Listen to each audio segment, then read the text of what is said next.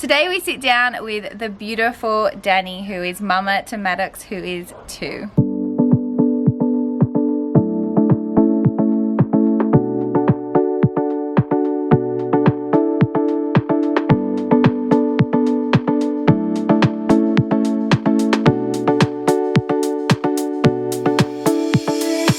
Just after Maddox was born, he was diagnosed with Down syndrome, which was a massive shock for Dani and her partner, Luke. Today we touch on the diagnosis, Dani's feelings then and her feelings now, and her first couple of years as a mum to beautiful Maddox. This little ray of sunshine is my son Maddox, and my husband and I were so blessed when he chose us as his parents. He is so loved. He has taught us so much in his 2 years, and we cannot wait for his bright future. This story is mine and Maddox's, and each person who is touched by Down syndrome will have their own journey and story to tell. Thank you so much for sitting down with us today. I've already done an introduction and we've touched on Maddox's diagnosis a little bit. Yep. We're going to dive deeper into that. So let's go back to the Yes. beginning when you were pregnant. Yes. Were you trying for a baby? We were trying but not trying. Yeah. If you know. So like... Not yeah. protecting. Not protecting. We had just gotten married, so we thought, I suppose the next step is to have a baby. Yeah. We didn't expect to fall pregnant that quickly. We found out we were pregnant probably 5 weeks after our wedding. Okay, was he like a honeymoon babe? I reckon he was a wedding baby. Wow, okay, wedding Everyone night. says that, Nice. but who knows? Yeah. I call him my wedding baby. Yeah. But we found out on our honeymoon cruise. The cruise was like for older people. Yep, I vibe you. We couldn't get a pregnancy test on board, so I had to wait to get to land to get a pregnancy Did test. you know you were pregnant? I felt really ill, and like everyone was like, "Oh, you're probably just seasick." I'm like, "No, I don't think so. Like, I don't get seasick." And we stopped off in New Zealand, and I got a pregnancy test, and found out on my 30th birthday that we're expecting. Wedding and 30th birthday. That's so beautiful. I know. So very lucky that we fell pregnant so quickly, and So your birth, talk us through. You said we were just chatting earlier before. Yeah. We've actually met, Yes. but we've never actually discussed all the mum life stuff. So you were induced early. 3 weeks early. So the lead up to the induction was stressful. My amniotic fluid was decreasing quite quickly. So I was in for extra scans, and then they told me to keep an eye on like the baby's movements, which is stressful enough. Oh, it's so stressful. So I had a scan on the Friday, and then had to watch the baby's movements over the weekend. Then had a scan on the Monday. Oh, it's horrible. And then on the Monday, they told me I was going in that night to get ready for an induction because the amniotic fluid was it was too much of a risk, and I was fine with that. Yeah. I was like, get the baby out. I don't really mind how it goes. But that night I had some pelvic balloons to get me ready because I was 3 weeks earlier. Yeah. I wasn't overdue, so that to get me prepared for they all work? that. Oh, they were horrible. Whatever they did, they were horrible. So my OB totally offended me. When I was, love you Rachel if you're watching this, but when I gave birth to Heidi, she said, "Oh, have you been using the balloons? You're so ready for birth." And I was like, no, I just must have a really big vagina. Being left at the hospital, Luke had to leave at about 8. Oh God. That night. So kind of left with your thoughts in hospital, getting ready for this, but you know what's going to happen in the morning. You're so emotional anyway, like just the lead up, whether you're being induced or not. You're exhausted. You're so tired, you're so emotional, you need your partner. How was it when you met your beautiful boy? It was amazing. I felt relief. I was pretty proud of myself. Oh my gosh, so proud. You just made and birthed. My husband was super proud of me. I don't think he knew what was going on. He was just in shock the whole time. And then just finding out it was our baby boy, which we were super stoked about. Yes. I had an inkling it was a boy. I just knew, and everyone's like, "No, you probably have a girl." I'm like, "No, it's gonna be a boy." And we had the boy's name. Okay, so if we had a girl, we would have been in a bit of trouble, but you know, whatever.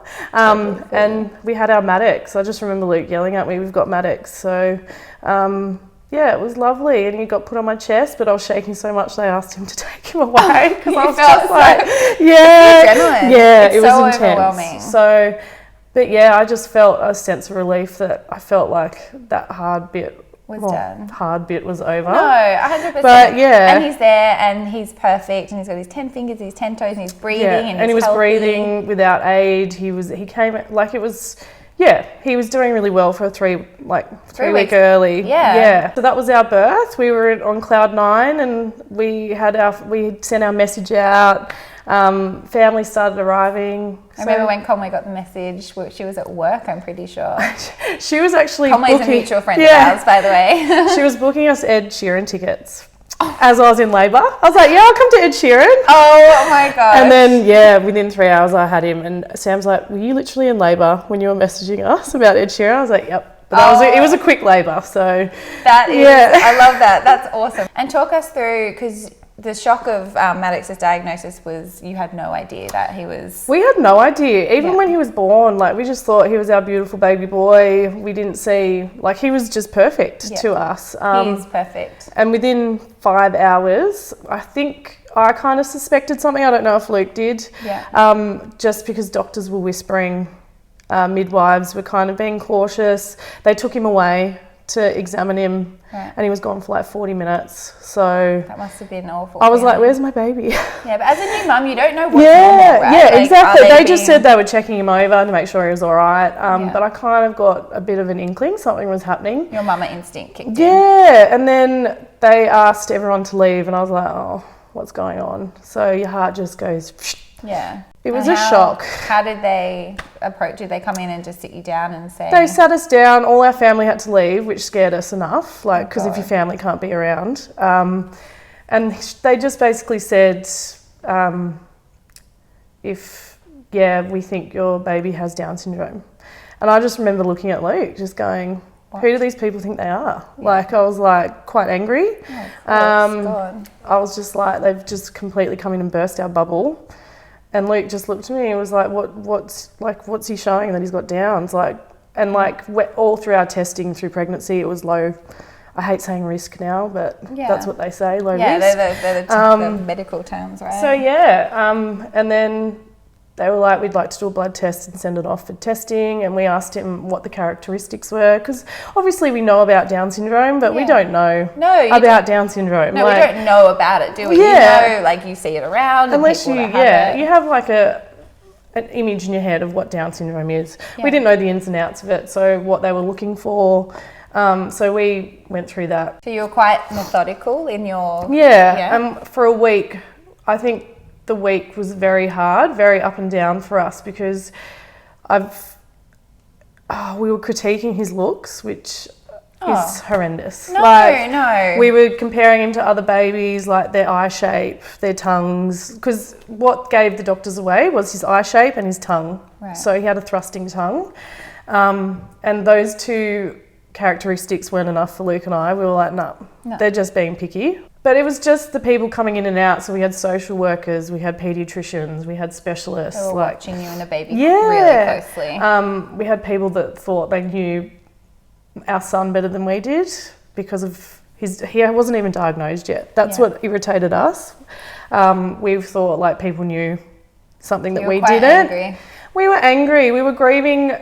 We were kind of grieving a lifestyle that we thought we were going to have. We discussed, Elise is behind the camera again, we were discussing this on the way here. I feel like when they give you that diagnosis, you mourn the child you thought you have and you fall in love with your beautiful son. Already putting my son into a box is what I found hard. You get some people come in and go, look, now kids with Downs don't generally breastfeed. And I was like, right, well, he's going to breastfeed. I was like, don't tell me what my son's going to do. I love that. Even just being here for 2 minutes, he is amazing. Yeah, He's just him. Oh, he's beautiful. And just because they've got Down syndrome doesn't mean they're all the same. I know multiple children. They're older now. I know one younger one, but they're so different. Yeah. They're so different. Yeah. I think it's also got to do with parenting, and like you said, they're just... It doesn't define their personality. No. And it's a massive stereotype with Down syndrome. Yeah. He's been kicking goals since birth. Yeah. So we're super lucky, and Down syndrome will affect every child differently, and we do count ourselves very lucky with how healthy he has been. Yeah. I know not everyone's in the same situation. So, and I think because of that, he's had a bit of a head start with his development. So, yeah. And you're amazing with him too. Like, you've worked in childcare before, so Yeah. you said you're quite aware of milestones. Yeah. I just have an eye on milestones, like 6 months, what they kind of should be doing. I never kept him to it because I knew he'd have a delay. Like, I wasn't, I'm a realist. I knew there'd be delays, but I was very impressed with how well he was doing. You said he walked at 18 months. He took his first steps at 18 months. And doctors were saying 3-ish? 3. That's amazing. So we were super stoked. He has this beautiful way of showing Luke and I that he's going to be okay. He's a very amazing, like, you've just got to trust in him. Because he does. He has, so ever okay. since birth. Yeah. Since birth, he's just got an amazing way of saying, Mum and Dad, And he loves I've got his this. mummy. Like, He was just giving you kisses, like, to say, like, I can go to bed now, Mum. Like, you'll be fine. You do your interview. Like, he's just a sweet boy. he's a sweet-natured boy, but he's and he's got this beautiful bond with his dad, which I think initially I was worried about, which is a stupid thing. Like, a stupid thing. Yeah. Like, when we first found out about the Down syndrome, I'm like, how is Luke going to handle this? Like I carried him for 9 months. He's like, how is Luke going to? Yeah, but Luke is just besotted with his son, and it makes me so happy to see them together. I think finding out that you've got a child that may have severe delays or will show delays makes you just appreciate the small things, the small milestones, the first steps, the sitting up by themselves. Celebrating the tantrum. I know! You're like, yes, he's having a tantrum. He's 2.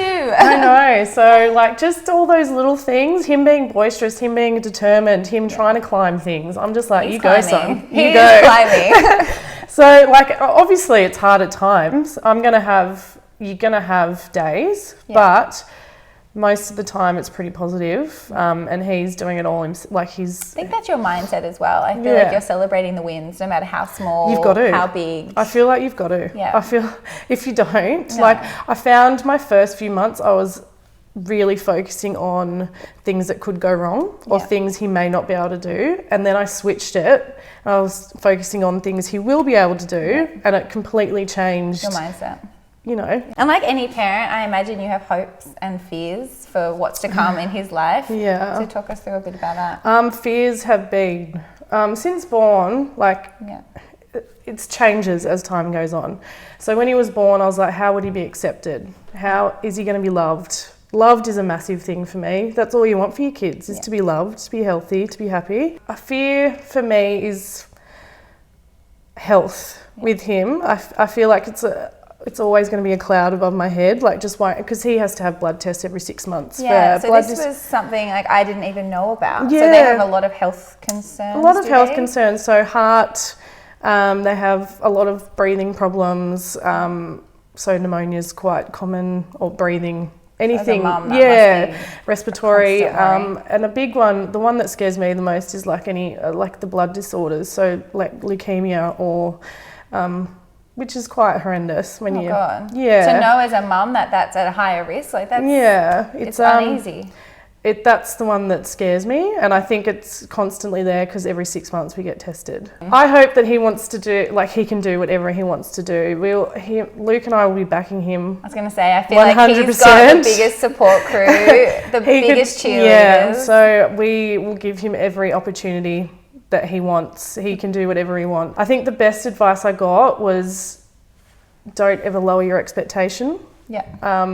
Or expectations, and I think once I heard that, I was like, yeah, I shouldn't. So if he wants to be a pro snowboarder, come on. he can be one. If he wants to be a gymnast, if he wants to be a dancer. I want to be a firefighter like Daddy. He might be on the truck with Daddy, he might be Daddy's boss one day. But what is your advice? So a parent who might be pregnant and has found out that their child might be born with Down syndrome, a parent who might not know or is struggling with their child that does have Downs, what's your little piece of advice to someone? My advice to someone going through, and I know there's many, many people going through what I went through, is feel what you're feeling. Do not feel guilty about what you're feeling. You have every right to feel angry. You have every right to feel down. You have every right to feel like, why me? Yeah. I think that's what I struggle with most, is the guilt I felt when he was born. Like, you blame yourself. You're like, I should have known. I think we put a lot of responsibility on ourselves when we carry a child. Totally. And you feel like you should have known stuff was happening but There's you don't. no way, no. Love's a pretty amazing thing, and the love for your kid, you'll never, oh my gosh. The love you two have, it's like anything. It will surpass anything. Literally, and any I'm so bold and proud about who he is as a kid. I'm happy to answer questions. Thank you so much for sitting down. It's been so good, and I didn't cry I kept it as much. together. I'm We really did. impressed. We did. I feel like it's a really positive thing, and that's what I love. Walking into your home, it's a positive environment. He's happy. He's playing. Trust me, I have my days, so I don't want people to think that it's not. I don't have my hard days. I do. And you've been in dark places, I'm sure. But I find he has his little ways, even the other day, his cousin cuddled him, and I was like, oh, all right. Lifted my spirits, just things like that, you know, it's just little bits like that you're like, it's all going to be all good. I feel like there's so much we can touch on, but maybe that's for another day. But thank you so much for sitting down. Thank you. And we've got an awesome story next week, so be sure to tune in. And this is Dani.